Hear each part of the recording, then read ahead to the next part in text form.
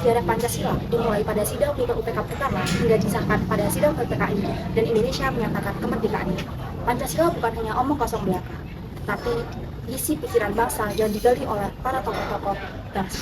Setelah Indonesia merdeka pada 17 Agustus 1945, Pancasila resmi disahkan sebagai dasar negara melalui Undang-Undang Dasar 1945. Namun, perjalanan tidak berhenti di sana. Pada tahun 1949 terjadi perubahan konstitusi dari Undang-Undang Dasar 1945 diubah menjadi Konstitusi Republik Indonesia Serikat karena adanya tekanan dari Belanda untuk membentuk negara federasi di Indonesia. Orde Lama.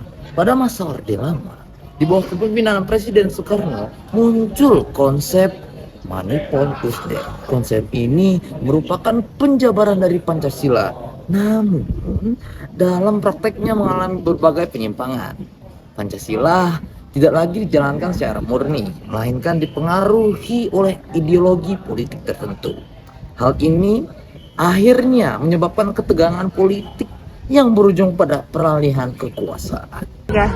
Pada masa Orde Baru, di bawah pimpinan Soeharto, Pancasila kembali ditegaskan sebagai satu-satunya asas dalam kehidupan berbangsa. Pemerintah memperkenalkan P4 atau Pedoman Penghayatan dan Pengamalan Pancasila.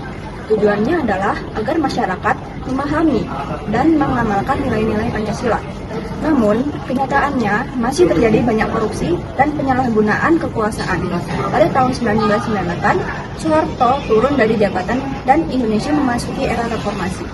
Setelah jatuhnya masa Orde Baru, Indonesia mulai memasuki masa reformasi. Di masa ini, kebebasan berpendapat mulai semakin terbuka. Namun, tantangan terhadap nilai Pancasila juga semakin membesar. Globalisasi dan pengaruh budaya luar membuat generasi muda mulai melupakan nilai-nilai Pancasila.